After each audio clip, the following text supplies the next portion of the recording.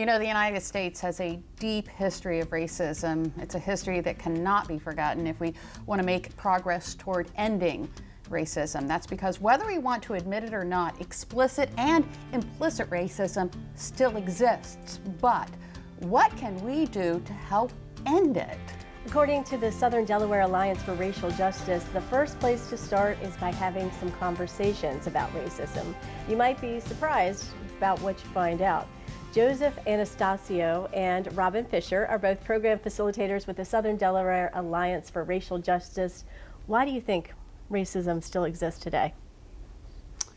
Well, Robin, you want to go? Racism still exists is because it is a silent undertow. And unless we have a conversation about its proximity, it will not go away. And so that's what we do.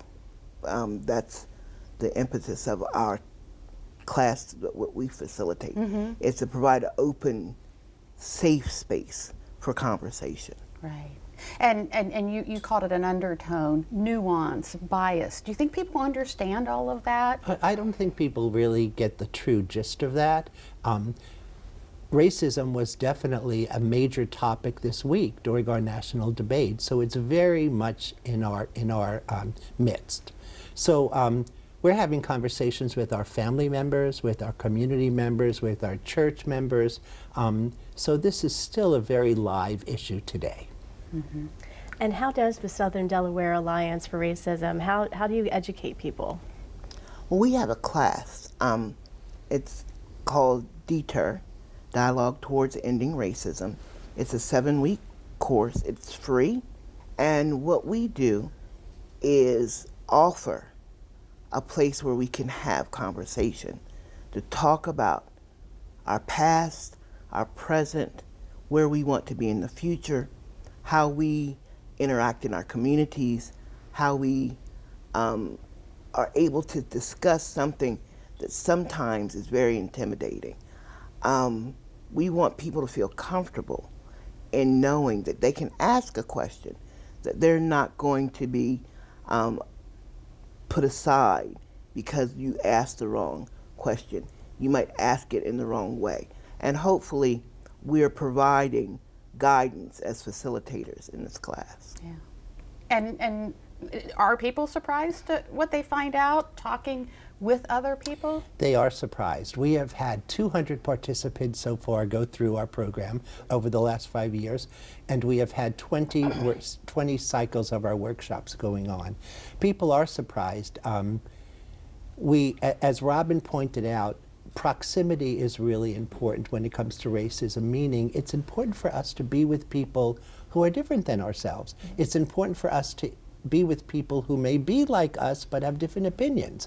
So this is a way to create an open space for a dialogue so that people's minds could be illuminated in some way. Now, can anyone participate in the program? Anyone. We open our doors, and we are looking for a diverse class.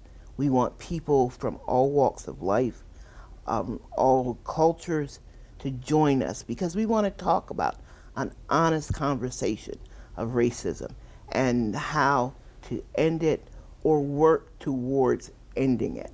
And we want to provide guidance for that. And we learn every session that I facilitate. I learn more about myself. If we open up our minds, our ways of thinking, then I think we become progressively open to ending the term racism. I can't walk in someone else's shoes, and I don't want anyone to walk in mine, but I want you to know the experience that I have in walking from day to day. Well said. If we could just open our minds and talk to each other. Thank you so much for coming in. How can we sign up, by the way? So you can register by going through an email, turnheartlighton at gmail.com. So again, it's turnheartlighton@gmail.com. We have 2 upcoming cycles. One is starting on Wednesday, October 2nd. That's the online workshop, and that is from 6:30 to 8:30. Yes. And then the in-person cycle is starting Saturday, October 5th, and that's 10 to 12 at the Lewis Library. All right. And we'll have all that information on our website, DelmarvaLife.com, so folks can go check it out and sign up. Thank you so much, Robin and Joseph, for coming in today from the Southern Delaware Alliance for Racial Justice. Thank you for having us. Thank you for having us.